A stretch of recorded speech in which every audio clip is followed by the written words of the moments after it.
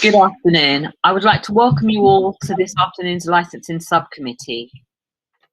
Can I ask that you only speak when invited to do so by the chair?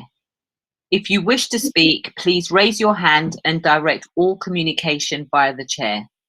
Please ensure that your mics are muted when you are not speaking, apart from the chair, who does not need to mute their mic at any stage. And this is to ensure that the meeting is conducted effectively. When speaking, please be succinct and do not exceed the allocated timeframes. If you're referring to a page or picture in a report, please refer to the specific page number. If you are experiencing any technical difficulties, please use the chat function within Google Meet to alert the meeting, or you can dial in using the phone number provided. Also, we have the Council's IT support, who's currently on this call as well. Please do not use the chat function for putting formal questions to the subcommittee. Any persistent disruptive behaviour will result in removal from the meeting. Once all applications, there's only one today, but once this application has been considered, we would kindly request that you log out of the hearing. Please do so promptly so that members will have the opportunity to deliberate and make a decision. You will be notified of the decision within 5 working days. However, I'm pleased to advise that should you contact the licensing service tomorrow morning, you will be provided with a skeleton decision. At this point, I would like to hand over to members to elect a chair. Thank you. I'd like to nominate Councillor Peter Snell. Seconded. Thank you very much. So let's start working through the agenda. First of all, apologies for absence. None have been received. Agenda item 3, declarations of interest. Does anybody have any interest to declare? I should perhaps just declare that I'm acting chair of trustees at Shoreditch Town Hall, which is just around the corner from this premises. But I don't think it has any material consideration and anything. I just think it's better to be open and honest about these things. I would imagine that better informs your decision making, and it is of course a non-pecuniary interest. So thank you very much. So no declarations of interest in my view, no relevant declarations of interest. So agenda item 4, the standard item is minutes, but there aren't any minutes with this agenda. Agenda item 5 sets out the subcommittee hearing procedure. I will be keeping you all to it, and in particular would urge you to keep to the time frame set out there, because if we have any questions on this application, we will dig out the facts we need in the discussion phase of the meeting. So basically, we're asking each person in making their case to limit themselves to 5 minutes maximum. And so I think we can then go straight into hearing the application before us, which is agenda item 6, application to vary the premises licence for Pizza Pilgrims 136 to 137 Shoreditch High Street. So can we please have Suba to outline the report that you've put before us? Thank you. Thank you, Chair. Licensing Service are in receipt of an application for variation of premises license under Section 34 of the Licensing Act 2003 for Pizza Pilgrim 136 to 137 Shoreditch High Street to extend the supply of alcohol for on sales, to include off sales and late night refreshment, and to amend Condition 21 as stated in the agenda. Representation remains from the licensing. I have nothing else to add. Thank you, Chair. Do committee members have any questions? I mean, just to clarify that although it was suggested that some justification was required of evidence of no impact on cumulative impact in the SPA, we've had nothing since the papers that are before us. Is that correct, Suba? That's right, Chair. We have not received any additional information. Thank you. Okay, so I would then like David Tuitt, on behalf of the Licensing Authority, to make his representation. Is that correct, Chair? You'd normally hear from the applicant. Well, hang on, have I missed one? Of course I have. Well done, keep me on the spot. I'm following instructions today. It's a bad idea, you know, I don't read them straight. Okay, thank you very much. Now, as I understand it, Piers Warren is going to be making the opening statement, and the applicant is now here and will answer any points of clarity that we require in meeting our decision. Thank you so much, David. Sorry, Hal, it was a silly mistake. Thank you, Councillor Snell. That's the most effective way I've had of anyone trying to stop me talk too long, especially before this committee before. So this is fairly straightforward in terms of the application and the representations, and I will endeavour to stick obviously to the 5 minutes I have before me. As you rightly identified, Gavin's here to answer any questions you may have as a committee. The application in its full is at Appendix A. It is in short an application to extend the licensing hour, which is in this case licensing this sales of alcohol, to core hours. Currently, the hours the premises can operate, and you'll see this in the license, are 10:15 for sale of alcohol Monday to Wednesday, 10:30 Thursday to Saturday, and 9:45 Sunday. So it's an extension up to what you have in your policy as core hours, with 30 minutes drinking up time thereafter to close the premises. I don't think we call it drinking up time anymore, really, and for a restaurant it's probably not appropriate, but closing 30 minutes afterwards. The final part of the application is to amend condition 21, which you'll see in the report, which effectively allows for off sales to be used for delivery and takeaway purposes. Now, I can clarify that obviously your policy Lp10, which is about off sales of alcohol, has core hours of up to 11 o'clock in the evening, and I'm happy to clarify that we're happy for the off sales element to cease in line with your policy Lp4. So at 11 o'clock at night for the off sales area. It's probably worth noting that this isn't a takeaway in the sense of take away a slice of pizza and a beer for immediate consumption on the street. It's all boxed, the food's all boxed, and it's an offer that's taken home to eat rather than as an immediate consumption point. And this is what we're looking for here. In fact, most of the takeaway tends to be delivery for the off sales, not takeaway.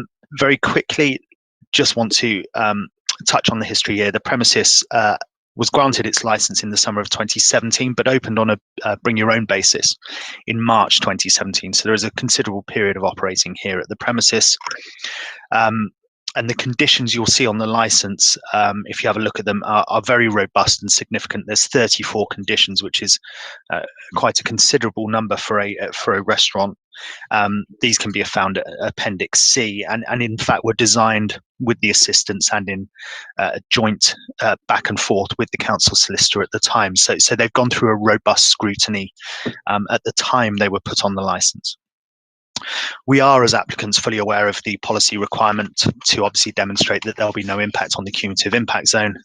And so I just want to address you on the factors that I'd ask you to take into account in that regard. Firstly, there has been no history of crime and disorder or public nuisance, of which the applicants are aware, since opening in March 2017. And indeed, that's borne out by no representations from the police, EH officer, or indeed, as you quite rightly identified, Councillor Snell, any further evidence presented to this committee by Mr. Tuitt or any other party. Probably of more interest to this committee, I would consider, would be the fact that extensive dialogue was entered into with residents who live above the premises prior to this application being made by one of the other directors of the company. And actually no representations have been received by those parties. This is particularly significant because when this application was first applied for in 2016, significant concerns were raised and were quite rightly brought before the committee at the time by those residents. Some of those residents are the same residents, and so I think we can faithfully say that actually the concerns that were raised have not been borne out by the operation of this premises. I'm obviously aware of the policy and your statement about what might or might not be enough to sway you in terms of cumulative impact. it's not an absolute, but obviously I would ask you to take into account this extensive history of operating without any concerns. So the quality and track record of management, the extensive operating schedule in place, and indeed the fact the application is within core hours. So taken all together, it's our submission that this application could be granted without undermining the objectives. In terms of other specific points in relation to your policy, where you talk about the reasons behind it, so it's this cumulative impact behaviours. Dining at the premises in the evenings tends to be longer than in the daytime, and it's certainly not what you'd call quick fast food dining. So average dwell time is well over an hour, which obviously is important when it comes to looking at some of the reasons behind your policy. Customers tend to only have 1 or 2 drinks usually. We're not offering to restrict that in any way, but the history and track record demonstrates that that's the case. Prices are above average and certainly wouldn't fall into the category of the cheap alcohol or relatively cheap alcohol that you have concerns about and are raised in the behaviours as well. I thought it was worth raising those now, as it may be something you were interested in hearing about. I think I might be just under my 5 minutes, Councillor Snell, which might be a first for me. So I'll end on a high there, as it were, and invite you to ask any questions. Yes. Can I apologise? I should probably have gone around and asked everybody who they were to start with. So I'm just going to, for clarity, do that now. So councillors, myself, Bell and Root, will consider this application. Natalie is supporting us from the committee secretariat. Amanda is our legal advisor who can come in at any time and put us straight, and we turn to her if we've got a difficult decision to make. I'm going to get this name right eventually. Subangini Sri Ramana. Well, close. I'm trying my best. Is the licensing officer who deals with the admin side of the case. Mario is sitting there in the background, ready to rescue us if the IT fails, and you can speak to him in the chat line if you're having any problems. David is here representing licensing, and for the applicant, we've got Piers as their legal representative and Gavin Smith as one of the directors. Mercy, I'm not exactly sure who you are. Perhaps you could explain to us. Hi, Councillor Snell. It's Mario here. Mercy is my colleague from ICT, and she's just observing the proceedings today. That is a jolly good idea. You're working so many of these committees, it must be doing your head in. So I think you do need to get some other people able to come along as well. Okay, so thank you for that. That's just me making up for what I'd forgotten. I want one point of clarity, Mr. Warren, if I can, before we throw it over to the other councillors. We need to understand the nature of your takeaway service. I would refer you to the current conditions on the licence, and in particular 13.4, Roman numerals 4. The premises shall only operate as a restaurant which does not provide any takeaway service of food or drink for immediate consumption. Now, the applicant today is not trying to change that condition, but that would seem to me to rather rule out any sort of takeaway food. So what exactly is the nature of your takeaway operation?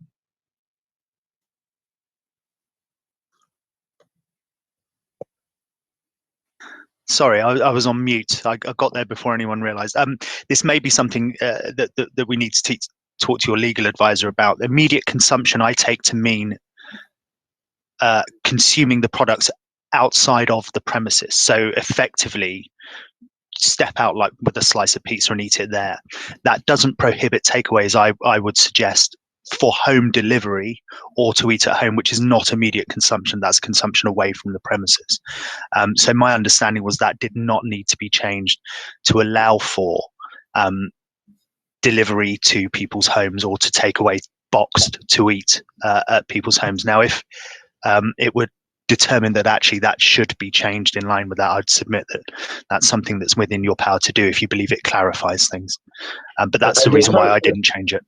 And your current practice is basically box deliveries to people's homes, but not to just people come up on the door and walk away with a box pizza. Is that what you're telling us? I think people can do that. I think it's, but it's to take away home. So they're big boxes of pizzas, not a slice where you stand on the street. Gavin, I guess this might be one for you to answer, probably better in terms of the nature of takeaway offers. Yeah, certainly. Thanks, Piers.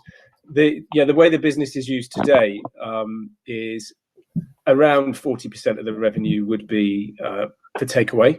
But when I say takeaway, of that 40%, 95% of that volume will be in Deliveroo. So that will be collected by a rider in a designated space outside. In fact, we've just invested quite a significant amount of money in lockdown to redesign the internal space to move the Deliveroo entrance away from the main road. So the large majority is for Deliveroo. We do serve some pizzas for takeaway, so people who are leaving work maybe and taking a pizza home for their family. And we do prohibit people from standing or congregating outside in any way to eat, drink, or just loiter.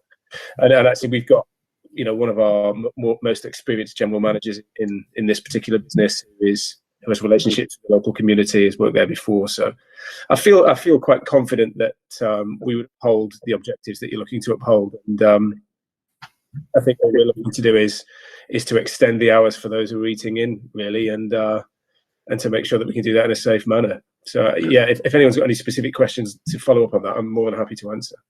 Okay, can I suggest, at the moment we're merely asking questions for clarity.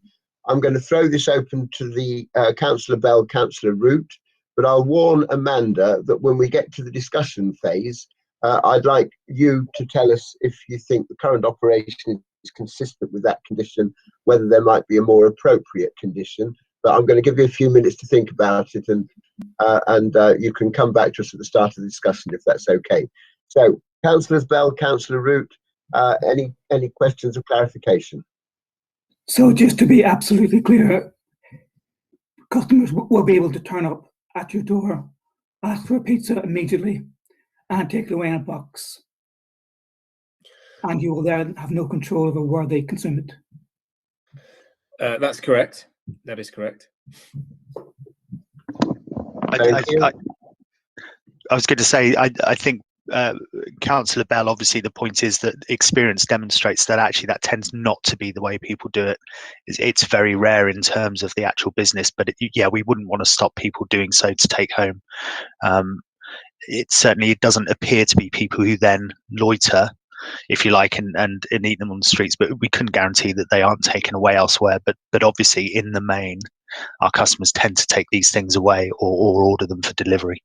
What we've actually seen over the last 18 months, in not just in Shoreditch, but in many of our locations, is there's a number of people who don't want to order on Deliveroo, for example, and they might collect the food themselves because it's a slightly better price and maybe more convenient for them to do that. Deliveroo, for those of you who use it, sometimes they will turn off their ability to deliver based on the number of riders they've got or the time of day. You might wait an hour, whereas you could walk around the corner from your home or your office to collect the food. We're talking about 2 to 5% of our sales. I mean, it really is very insignificant. The large majority is eat-in food with a drink, or indeed on Deliveroo. We work very closely with our partners at Deliveroo to make sure that, the other nuisance that I think you can sometimes find is that the riders congregate and they make a lot of noise and they park on curbs and stuff. And we've done some great work specifically in Shoreditch in avoiding that. Hence the investment that we just made inside to move where the riders collect the food. So I feel reasonably confident that we would satisfy everything you need there. But again, open to any suggestions. Okay, we can pick that up in the discussion. Councillor Root? I just, it seems to me that we're sort of taking quite a lot of this on trust. I mean, I'm not accusing anybody of not telling the truth. But I just wonder if there's any way that we could write a condition in which kind of guarantees this taking away from the premises and the boxing and what have you. Councillor Root, I think at this point we're on clarity. Okay. I'm just going to pick that up under discussion, and what I'm hoping is Amanda might come up with some bright ideas based on her experience of other applications. But if it's okay, let's come back to this under discussion. Sure. And go over to the licensing authority. There you are. You have your moment in the spotlight, David. having turned me down earlier. Take it away and give us your contribution. Thank you, Chair. So the representation is in today's agenda at Appendix B, and essentially this is a representation on the grounds of the prevention of crime and disorder and the prevention of public nuisance. As we've heard, the application seeks to vary existing premises licence within, however, it is located, of course, in the Shoreditch Special Policy area. This area has been identified as suffering from the negative cumulative impact as a result of the number of premises in the area. As has been referred to, I've noted that the licence is in place and has been so for approaching about 3 years now. I've noted that there's no representations from responsible authorities, particularly the police and other persons. I could just add to that as Mr. Warren has said, I do recall the original application at this site, and there were a number of local resident representations, and I believe the application was the new licence application was refused initially and then later settled following an appeal. And I've also noted that the application seeks to align the hours for the supply of alcohol essentially with the core hours in LP3. However, of course, as I've said and as we have heard and are aware, the premises is within the Shoreditch Special Policy area, and it is on this basis that I'm making this representation today, just due to the potential negative impacts as a result of the additional activities, the proposed additional activities, in particular the extra hour for the supply of alcohol, particularly at weekends. I'll leave that there for now, Chair. Thank you. Okay, well, we expect you to bring cases like this to the full committee so we can be seen to be exercising our duties properly. I just want to clarify a couple of things. So if we go back, the application was originally allowed on appeal when it was a new application. And are you saying to me that was after the SPA was, so the SPA was already in place in Shoreditch at that time, am I correct? Yeah, I should, sorry, was that for me or Mr. Warren? Yes, that was for you, David. I should just clarify, it wasn't an application that was allowed following appeal, so it was a settlement by consent. Right. So it didn't go to a trial, but yes, the SPA was in place, although the SPA is, as it's worded at the moment, wouldn't have been in place because that has been from 2018, August 2018. And then the other thing, David, again, we're on clarification here. I mean, my understanding is that core hours are the core hours when premises close, and we would normally expect alcohol not to be served half an hour before the premises are closed. So there's adequate time for people to drink up and everything else. You're saying that the times they're looking for are compliant with core hours, but in my view, they aren't. They go beyond core hours. Can you give us a view on that? I believe that core hours is the core hours of activity, of the licensable activity rather than opening hours, for example. So I could just come back to you on that, Chair, and just double check for myself. Again, that's something we may raise with Amanda. Okay, Councillor Bell, Councillor Root, any further clarification? So shall we move then to the discussion phase? I'm checking my prompt sheet here. I haven't missed anything. So are you ready to come back to us on those couple of points, Amanda, that I said I was going to bring up? Do you want to, I can bring you in later if you want further time to look at it. Yes, I'm still trying to locate a condition that I think might be appropriate. So if you can just bear with me. Fine. Okay. And the question on activity, is activity when the place is open, or is activity the selling of alcohol? I would say it's more the selling of alcohol, but it's just the way in which the policy has been set out in LP3. It's not maybe clear enough to say whether it is the end of the licensing activity or the close of the premises. Sorry, David. Thank you. kind of scary to think we already need to revise it. Sorry, David, were you going to say something? Apologies. Yep. Yeah, I can just confirm LP3 does say hours for licensable activity.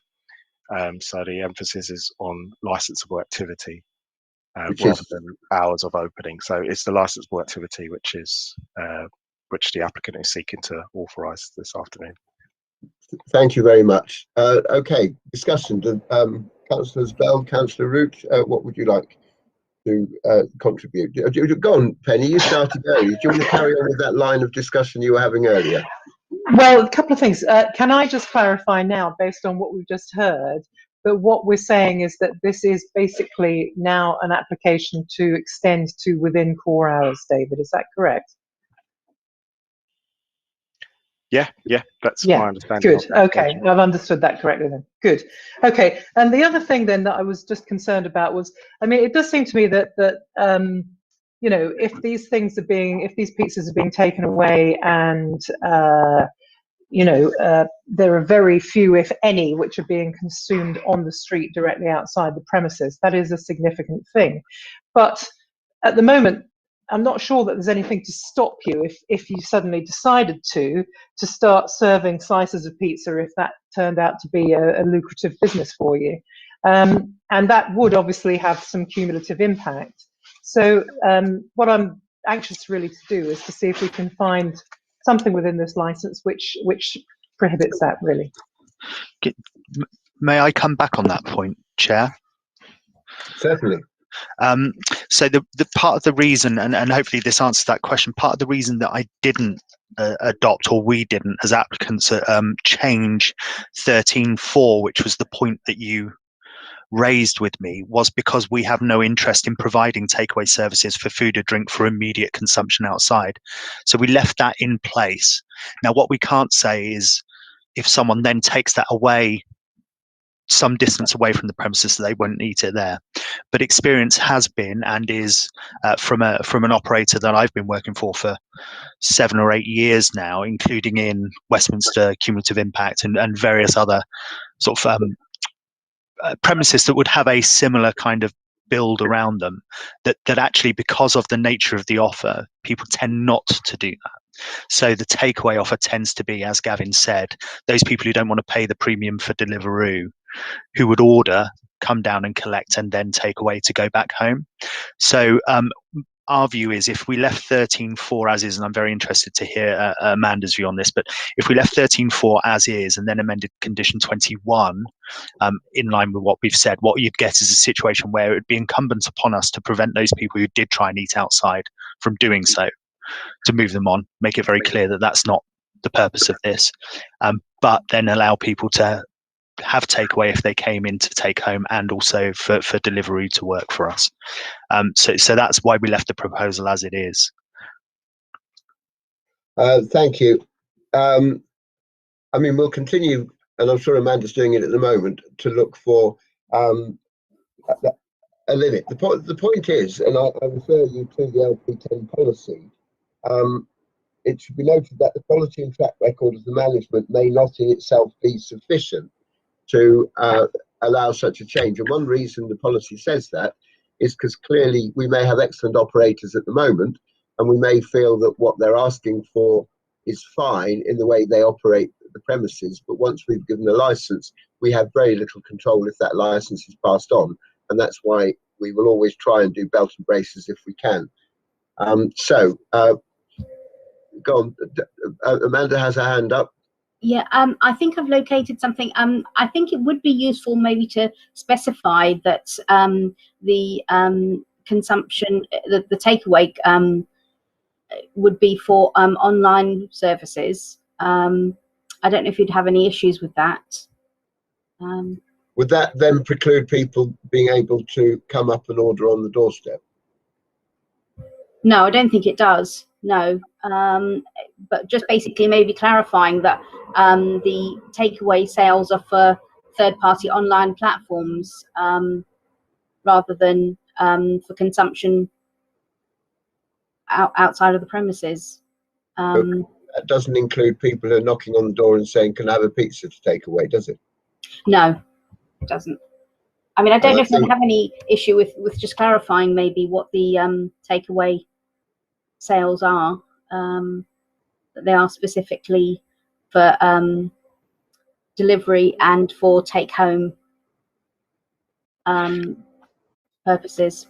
We're going to. I think if we were minded to grant this application, we'd all want some form of wording. We may have to finalise that outside the meeting. Councillor Bell, sorry, you had your hand up. My first point was the one you just made quite well, in that we have to look at what if a different operator took over these premises and how they could possibly abuse the license to turn it into just a walk in and have a slice of pizza, walk out again type operation. So we need to prove it in that way. However, I'm now relatively clear about what's needed on the takeaway issue. That's relatively sorted in my mind. The main issue remaining, therefore, is this will certainly add a small extra bit of capacity within our SPA. And you have to convince us to do that, and it won't cause too much additional harm. Because it will be some adding some capacity within the SPA. Thank you, Councillor Bell. If you lower your hand, do you want to come back on that, or shall I get a question from Councillor Root as well, who's also waiting? Chair, if it's easier, I'll come back on them individually. Okay. Otherwise, I hate missing bits out. Completely understand Councillor Bell's point that, in essence, what is being said is that by having any later hours, there is the potential for more people to be in town later. The truth of the matter here is that this isn't a destination venue that brings people into Shoreditch. It services the people within Shoreditch as part of its offer. So it tends to be local people, certainly from or people who have pre-booked to come in. So actually it's then part of a larger night out for a lot of people who come into Shoreditch. So whilst I completely appreciate that actually for some venues your prime driver is to bring people into the town which would keep them there, or into Shoreditch which would keep them there, that isn't the way that Pizza Pilgrims has operated or intends or how its customers work. Also, I think the point needs to be made in terms of cumulative impact policies, the limitations, and obviously in my summing up, I'll point to certain passages in the guidance on that and how that works. And obviously the Leeds case, which I know you're aware of, Councillor Bell, because I think I've mentioned it before you previously, the Brewdog versus Leeds case, in terms of cumulative impact, made the point that people coming to a premises in and of itself does not necessarily trigger a policy, because not everyone will act in a certain way that would undermine the licensing objectives. And we'd say our customers here certainly have never demonstrated in the history of the premises being there any capacity to do that. Thank you. Councillor Root. My question was really kind of following up on Amanda's thought. It's a question, I suppose, to Mr. Smith about how these takeaways are ordered. What sort of proportion are ordered by phone or online? Is it sort of 99% of them are ordered that way? In which case, then maybe we could include some sort of a condition which said that takeaways were only available for those ordered online or by phone. It just depends. If you've got 10% of your business which is actually walk-in, then you might feel differently about that. I don't know. Yeah, thanks for the question. I think I wouldn't want to give you information that was incorrect, but what I can tell you is that changes throughout the year. So what you see in the darker nights are more customers, certainly. We have a piece of software called Order Swift, which you can order and collect your takeaway on our website. It's exactly the same as delivery, other than the fact that you collect it on your way home. That, although a very small percentage of overall sales, that percentage is bigger in the dark nights than in the light nights. And I think that there are parts of the year and parts of the week, and I could get some data against this, which is where more people, maybe it's on a sunny afternoon, they will get it just on the way home, and they will walk in. So I wouldn't like to say nobody just comes in and orders, because they do. We are really talking about a small portion of our sales, and I appreciate that. But what we've definitely seen over the last 16 months is our overall sales drop, of course, because of where we are. But the percentage of our sales that are remaining, which are delivery and click and collect, are higher. So this is across our whole estate. We think as the government regulations are relaxed, we'll move back to where we were in 2019. But yeah, certainly a larger portion of our business today is on delivery and click and collect, of which I would hazard a guess, if I had to put a number to it today, over 70% of our click and collect takeaway business that isn't Deliveroo is ordered through the website and pre-ordered. So you're into that 30% of that revenue, which is people walking into the pizzeria and to ordering their food. So I wouldn't want to lose it, but being frank, yeah, it's the smallest part of that revenue. Can I ask a follow-up question then? Which is, I suppose, you know, we've got used to a situation in which people are ordering stuff from their phones even when they just go out for a pint in the evening these days. It's, you know, because of the COVID regulations and what have you. So people are much more comfortable with doing that perhaps than they were 18 months ago. And I just wonder if you would be interested in some kind of a licensing condition which specified that your takeaway had to be ordered by phone or online in exchange for the extension that you're looking for. And you know, there may be a certain element of customer education that you'd have to do in order to do that, but that might be something that would perhaps give us the guarantee that we weren't going to be encouraging, if you like, street eating, hanging around outside your premises. Could I add to that observation, if I could? There was one stage as we moved away from lockdown, I think the first time, where licensed premises were only allowed to serve pre-ordered drinks and food. I can't remember the exact details. And of course, loads of them just put a great big phone number outside and let people go away and do it. It didn't seem to be any particular barrier to trade. So on the one hand, I'm saying it's not too onerous. On the other hand, I'm saying, well, would it make much difference anyway? But come back to us on that one, Mr. Smith. May I quickly just interject on that, because I think that is a key point, and I was just about to raise myself, Councillor Snell, is that lockdown experience actually is almost a key to this kind of thing. What the government expected to happen was that people would order from home and then go and collect things and go straight back home. But when they found out they couldn't, as you say, there was a great big number on the front of the premises saying, right, order here. Someone would just phone up standing outside the premises, and then the food would be brought out to them 10, 15 minutes later. The problem with that, of course, is it's fine in a village where there's lots of room. It's completely against what you're trying to do in a city area, where it means people, rather than going into the restaurant, ordering the pizza, waiting for it, picking it up and going again, they're actually having to stand out on the street, order the pizza, wait around, which again is problematic. So I understand why one would want to look at restricting this if there was a concern about the ratio of those things happening. The truth is that the two conditions, as I said before, so the current condition 13.4, which is the bit that says we're not allowed to serve pizzas to people for immediate consumption, plus the new condition, which actually requires, or the amended condition that we've offered, condition 21, where it says actually, so takeaway has to be as part of a boxed takeaway or delivery order. So it has to be boxed. It has to be part of a sealed order. If you like, sets the tone for that, and does, if you like, or I would argue, does what you're asking it to do here, rather than having a situation where we're trying to fudge a means by which those people who didn't realise that they had to order before they came to the premises, standing around outside on a phone to do so, or then having to find somewhere else to go to eat, to order, to take something home, which seems to be putting the problem down the road a little bit. I think possibly the other thing I'd say about that here is that you have, if you like, above this premises, some very open-eyed and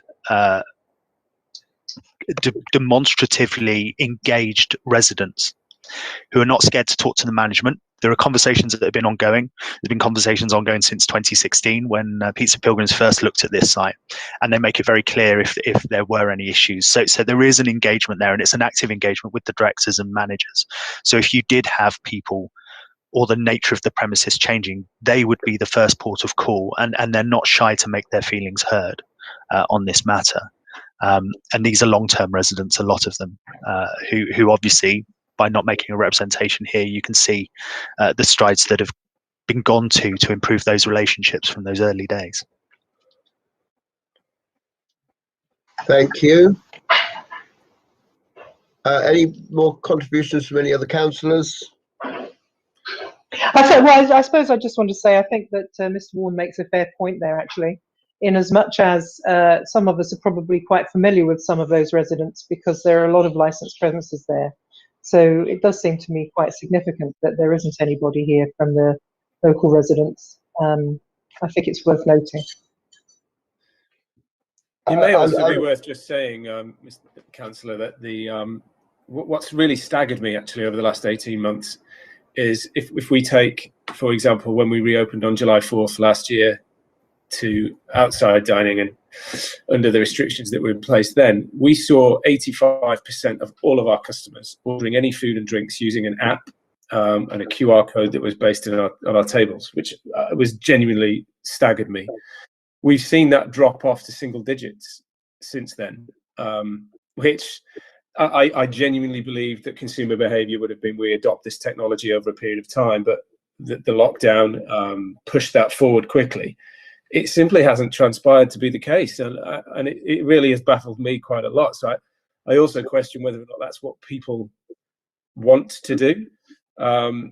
I would have suggested to you 12 months ago that's absolutely the right thing to do, and I would have leaned completely into it. But our customers are telling us something quite different. And to back up Mr. Warren, I think what we have done is try to create more space within the premises, so there's no loitering outside. And that's been, you know, in all honesty, £100,000 of investment in this site, which is just being completed at the moment. So I don't know if that gives you any more or less confidence, but I can absolutely understand what you seek to achieve by suggesting it.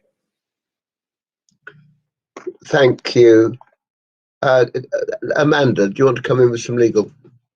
No, I just wanted to check, Chair, have you checked with the applicant if they're supervising the door sort of after, you know, with these additional hours, or are staff monitoring maybe the outside area, you know, if that's something that they might do?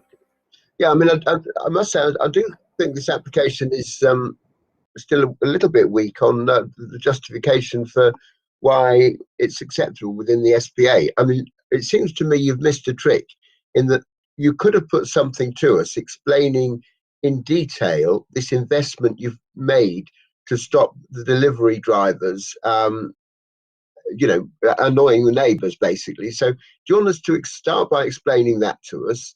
And then also, as Amanda says, exactly how do you control the door? Yes, certainly.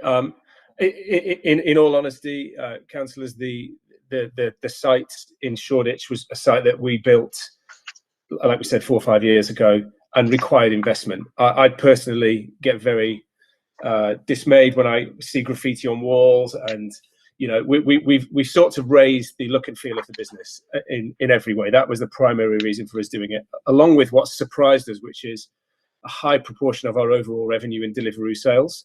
And what absolutely, like Mr. Warren said, we've got an open dialogue and an honest dialogue with our residents, but also with our customers inside. So if you can imagine enjoying a dining experience on a Saturday at 9 o'clock, when there are 3 Deliveroo riders stood next to your table waiting for pizza, it really does demolish the experience to my mind. So what we tried to do is to create a space to the side, because obviously on Rivington Street there, was with a heated pass, so that we can keep the pizzas that are for takeaway and delivery warm, and we can allow the riders to be in that part of the restaurant rather than next to a kitchen and a disabled toilet. So we sought to do that. We also stripped out the whole of the basement, which we've had an issue which has been going on for several months with Thames water and leaks in the area, which we've recently had resolved, and sought to refurbish that downstairs area, enhance the toilets for the customers.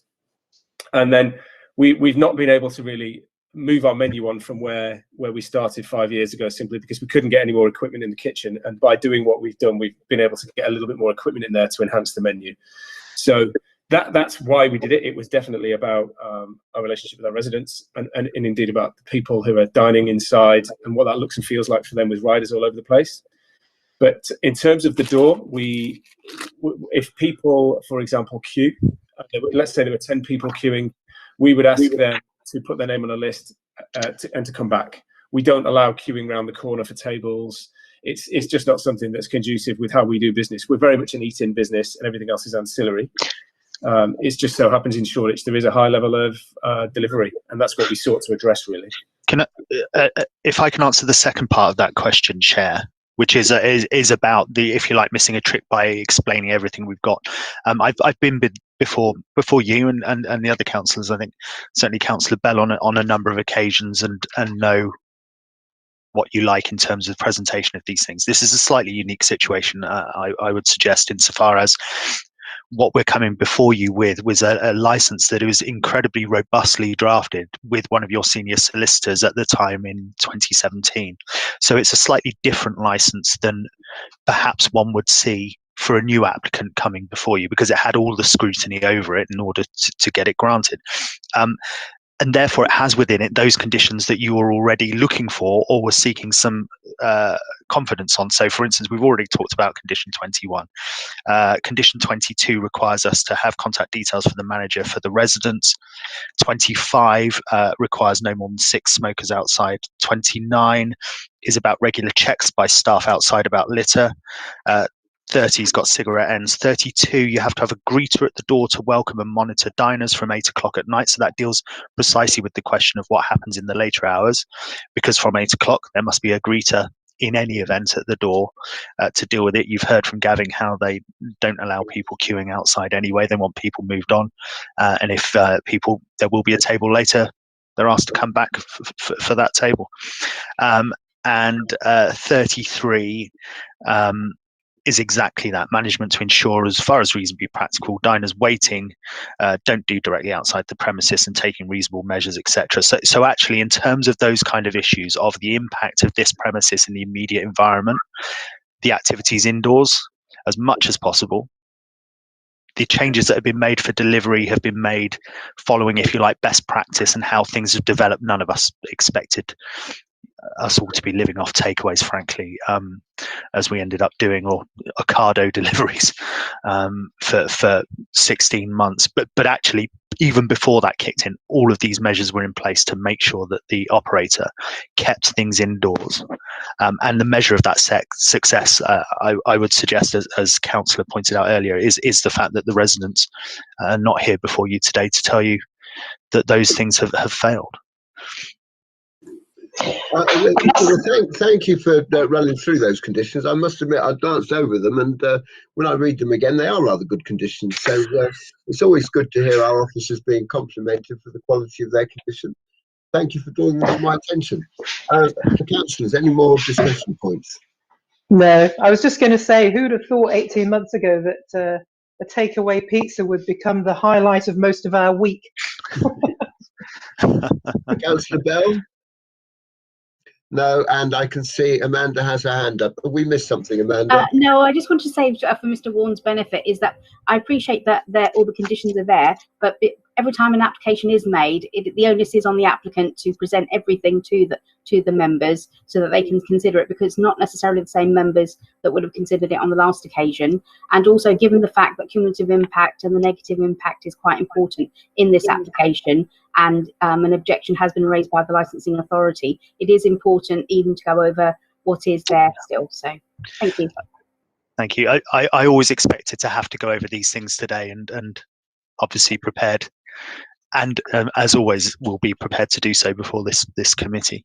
I have appreciated your help, Mr. Ward, so thank you very much. Okay, are we ready to go for summing up then, and then retire and make our decision? We normally do the summing up in reverse order. So we start. Am I allowed to start with you, David, this time? You're not going to turn down the offer again. With what you've heard, are your concerns addressed? And do you want to bring anything in particular to our attention? The only thing I noted was just in the conditions about requirement for a greeter, and the management, in condition 32 and condition 33 talks about the management taking steps to ensure diners aren't waiting outside. The other thing I can say as well, in addition to this, is anecdotally, Pizza Pilgrims isn't somewhere that springs to mind as particularly problematic with, say, crowds outside that are waiting for the restaurant itself. Obviously, where it's located on the junction of Riverton Street and Shoreditch High Street, that area itself is naturally busy, especially the latter part of the evening into the early hours of the morning, which of course Pizza Pilgrims itself is closed currently, and even if the license is granted, would be closed anyway. So those are the only things that spring to mind. I have, as you say, Chair, heard some things that allay concerns. It obviously is still within a special policy area, so that's the main concern. But I think with those conditions that we have here, and the proposed hours, I do think that we're looking at an application that maybe, as Councillor Bell said, won't have a major addition to the cumulative impact. Well, we will make our minds up, but as our statement says, the quality and the practice of the existing management is not the only thing we must consider, because we must think about what would happen if someone taking it over. So we will, when we retire, consider whether we need more in that area, and Amanda will help us consider that. Okay, and final submission from Mr. Warren, if we could please. Thank you very much, Chair. I suppose, therefore, it might be useful if we start with a quick hypothetical. What if someone else did come in to run this premises? Pizza Pilgrims, it has to be said, have grown over the years of their existence, and certainly haven't been in the habit of giving up good premises before. So there's no reason to believe that this would be the one that would go that way, but maybe it's a useful thought experiment. If I turned up and wanted to operate this premises with the conditions that are on that license, one could do very little else but operate a restaurant with an ancillary takeaway element to it. If you granted this, it would be within core hours, and it would have nothing within it that one would say made it stand out from any other license of a similar nature in the premises, in the area. So the reason I mention that is that means that actually, if I wanted to come in because I was looking for a better license or a way of trying to beat the system, this isn't the license that would do that. I'd be hamstrung by a significant and very robust operating schedule.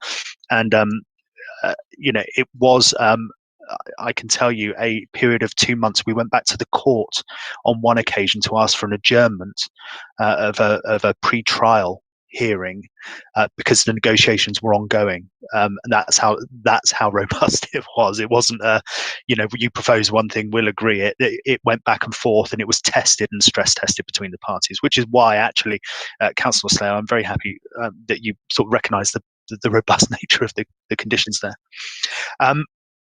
The passage that you quote in the policy about what may or may not be taken into account is exactly that. It's not to say you shouldn't take it into account. It's to say it may be taken into account, but it may not be enough. And if I came before you and said Pizza Pilgrims are a fantastic operator, an award-winning pizzeria, they do the best, by the way, boxed pizza for cooking at home you could possibly ever buy. I'll put that on record. It's worth it. If you don't want to have a hot pizza delivered to you, I'd suggest their pizza for home, which came out of lockdown. And that's all I had to say. There's been no breaches of condition or whatever. I think you could quite rightly scrutinise that and say, well, hang on a minute, Mr. Warren, you're not really doing very much to raise expectations here, are you? However, we're not simply doing that. You have the very robust operating schedule. You have a resident group above who have expressed in the past their concerns about this. They are the same residents, by and large, who are there. Some new residents, but by and large, the ones who came before the committee in 2016 are the same ones, who now have no issues to bring before you.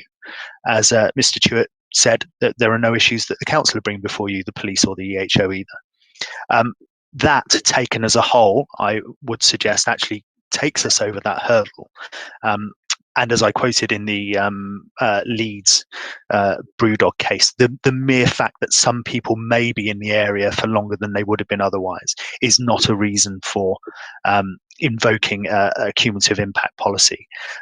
In fact, paragraph 14.44 of the guidance, which is at page 114 for Amanda's reference, says if the licensing authority decides that an application should be refused, it will still need to show that the grant of the application would undermine the promotion of one or more of the licensing objectives, and that the appropriate conditions would be ineffective in preventing the problems involved.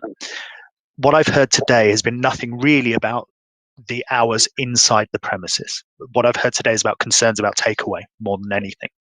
And here we have two conditions that I think work in concert to do that. And again, you'll obviously hear from Amanda on this. You have the condition that we've referred to already, 13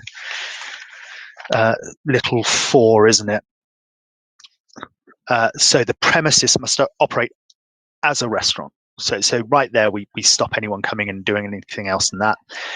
And then it says, which does not provide any takeaway service for food or drink for immediate consumption, which I take to mean taking outside the premises and eating a pizza. And as you've heard, that simply isn't something that happens. And indeed, in the years that we've been there, we don't have issues of customers doing that.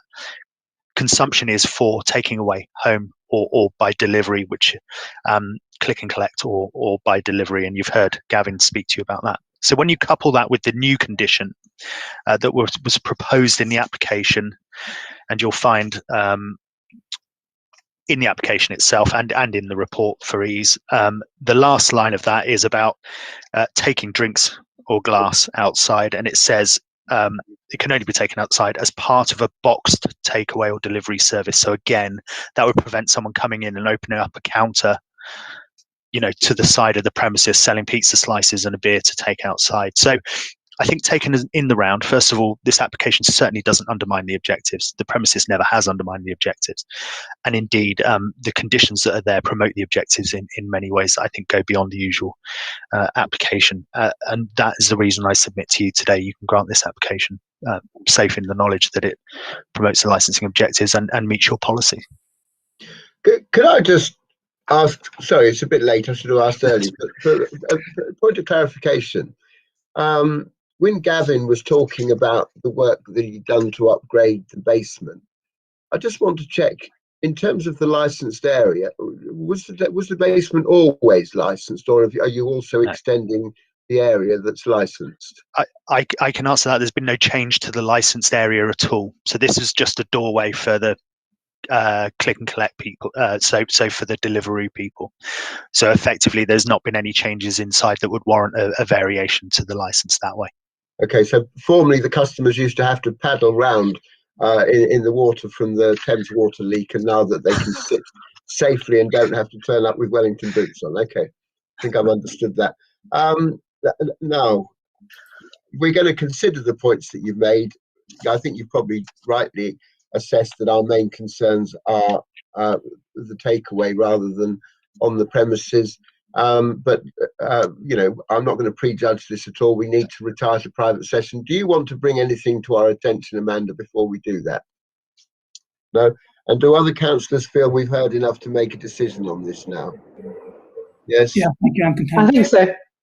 Lovely. So thank you all for coming. I'll go back to my written instructions. So conclude the discussion, ask for closing remarks, done that, inform the applicant that a decision will be sent within 5 working days, but you can read licensing in the morning and they'll tell you what we decided in a skeleton form. And then the final item on the agenda is temporary event notices, and we have none today for consideration. So we are now going to officially close the meeting, and we'll close the live stream. And then those of us who remain, who are the committee members, will make the decision, helped by our legal advisor. Thank you all for coming today. I trust the decision we make will be in the interest of Shoreditch and will support the licensing policy. Thank you all for coming. Thank you, Chair. Can I apologise? I realised I didn't put my jacket on, which was incredibly informal of me. So No. It is far too hot for us to expect you to wear a jacket, don't you think? Just embarrassed for myself, I think. But, No one's thank wearing you a jacket, so it's fine. David's not got a jacket on, so don't worry. Or a tie, so. Yeah. Oh, well, fair enough. Thank you for your time today. Absolutely fine. Thank you for your time. Thank you, Thank everyone. you. Thank you. Thanks. Bye-bye. Thank you.